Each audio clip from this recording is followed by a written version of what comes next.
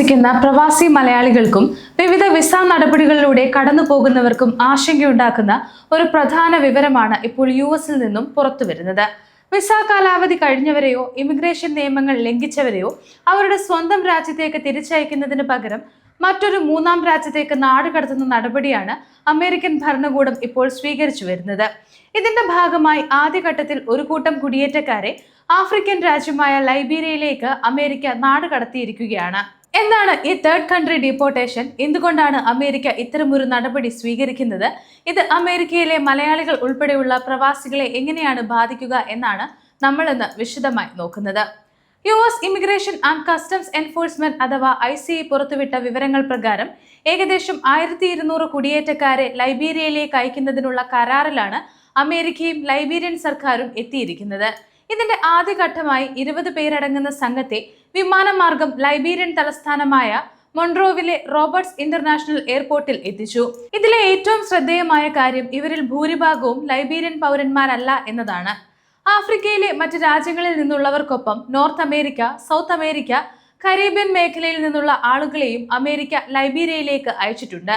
അതായത് അമേരിക്കയിൽ നിന്നും നാടുകടത്തപ്പെടുന്ന ഒരാൾക്ക് സ്വന്തം രാജ്യത്തേക്ക് പോകേണ്ട സാഹചര്യമല്ല, പകരം മറിച്ച് അപരിചിതമായ മറ്റൊരു രാജ്യത്തേക്ക് അയക്കപ്പെടുന്ന സാഹചര്യമാണിത്. സാധാരണയായി ഒരാൾ അമേരിക്കയിലെ വിസ നിയമങ്ങൾ ലംഘിക്കുകയോ വിസ കാലാവധി കഴിഞ്ഞിട്ടും രാജ്യത്ത് തുടരുകയോ ചെയ്താൽ ഇമിഗ്രേഷൻ കോടതി ഉത്തരവിന്റെ അടിസ്ഥാനത്തിൽ ആ വ്യക്തിയെ സ്വന്തം രാജ്യത്തേക്ക് തിരിച്ചയക്കുകയാണ് പതിവ്.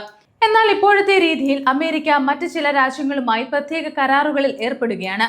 ഈ കരാറുകളുടെ അടിസ്ഥാനത്തിൽ ചില കുടിയേറ്റക്കാരെ അവരുടെ സ്വന്തം രാജ്യങ്ങളിലേക്ക് തിരിച്ചയക്കാതെ കരാറിൽ ഉൾപ്പെട്ട മൂന്നാമത്തെ രാജ്യത്തേക്ക് അയക്കുന്നു. ഇതാണ് തേർഡ് കൺട്രി ഡിപ്പോർട്ടേഷൻ അഥവാ മൂന്നാം രാജ്യത്തേക്കുള്ള നാടുകടത്തൽ.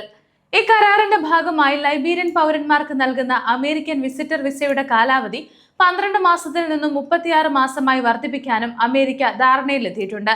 അതോടൊപ്പം ലൈബീരിയയ്ക്ക് $124 ബില്യൺ വികസന സാമ്പത്തിക സഹായം നൽകാനും US ധാരണയായിട്ടുണ്ട്.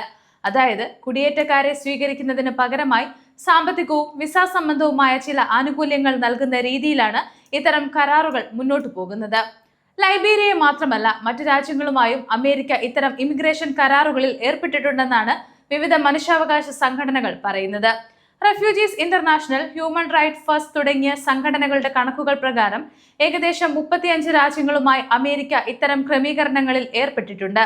ഇതിനകം തന്നെ 23,000-ലധികം ആളുകളെ അവരുടെ സ്വന്തം രാജ്യങ്ങളല്ലാത്ത 26 വ്യത്യസ്ത രാജ്യങ്ങളിലേക്ക് അമേരിക്ക നാടുകടത്തിയിട്ടുണ്ടെന്നും ഈ സംഘങ്ങൾ പറയുന്നു. ഇതിനായി അമേരിക്ക മറ്റ് രാജ്യങ്ങൾക്ക് വലിയ സാമ്പത്തിക സഹായവും നൽകുന്നുണ്ട്. എന്നാൽ ഈ നടപടിക്കെതിരെ മനുഷ്യാവകാശ സംഘടനകളും ഇമിഗ്രേഷൻ അറ്റോർണിമാരും ആശങ്ക പ്രകടിപ്പിക്കുന്നുണ്ട്. അവരുടെ അഭിപ്രായത്തിൽ അസൈലം അപേക്ഷകൾ നിരസിക്കാനും കുടിയേറ്റക്കാരെ വേഗത്തിൽ അമേരിക്കയിൽ നിന്നും പുറത്താക്കാനും ഉപയോഗിക്കാവുന്ന ഒരു നിയമപരമായ വഴിയാണ് തേർഡ് കൺട്രി ഡിപ്പോർട്ടേഷൻ. പ്രശ്നം മറ്റൊന്നാണ്. നാടുകടത്തപ്പെടുന്ന വ്യക്തിക്ക് ആ മൂന്നാം രാജ്യവുമായി യാതൊരു ബന്ധവും ഉണ്ടായിരിക്കണമെന്നില്ല, അവിടെ ബന്ധുക്കൾ ഉണ്ടായിരിക്കണമെന്നില്ല, ഭാഷ അറിയണമെന്നില്ല, ആ രാജ്യത്തിന്റെ സംസ്കാരത്തെക്കുറിച്ച് പോലും വ്യക്തമായ അറിവുണ്ടാകണമെന്നില്ല. ഇത്തരം സാഹചര്യത്തിൽ ഒരു വ്യക്തിയെ അപരിചിതമായ രാജ്യത്തേക്ക് അയക്കുന്നത് സുരക്ഷാ പ്രശ്നങ്ങളും നിയമപരമായ ബുദ്ധിമുട്ടുകളും സൃഷ്ടിക്കുമെന്നാണ് മനുഷ്യാവകാശ സംഘടനകളുടെ ആശങ്ക. ചിലർ പിന്നീട് സുരക്ഷാ കാരണങ്ങളാൽ സ്വന്തം മാതൃരാജ്യത്തേക്ക് തന്നെ മടങ്ങാൻ നിർബന്ധിതരാകുന്ന സാഹചര്യവും ഉണ്ടാകാമെന്ന് ഇവർ ചൂണ്ടിക്കാണിക്കുന്നു. ഈ നയമാറ്റം അമേരിക്കയിൽ താമസിക്കുന്ന പ്രവാസി മലയാളികൾക്കും പ്രധാനപ്പെട്ടതാണ്. പ്രത്യേകിച്ച് H-1B visa, F-1 student visa, B-1, B-2 visitor visa തുടങ്ങിയ വിവിധ വിസ സ്റ്റേറ്റസുകളിൽ കഴിയുന്നവർ അവരുടെ ഇമിഗ്രേഷൻ സ്റ്റേറ്റസ് കൃത്യമായി പരിശോധിക്കണം. വിസ എക്സ്റ്റൻഷൻ അപേക്ഷകൾ നൽകിയിട്ടുള്ളവരും ചേഞ്ച് ഓഫ് സ്റ്റേറ്റസ് നടപടികളിലൂടെ കടന്നു പോകുന്നവരും കൂടുതൽ ജാഗ്രത പാലിക്കേണ്ടതുണ്ട്.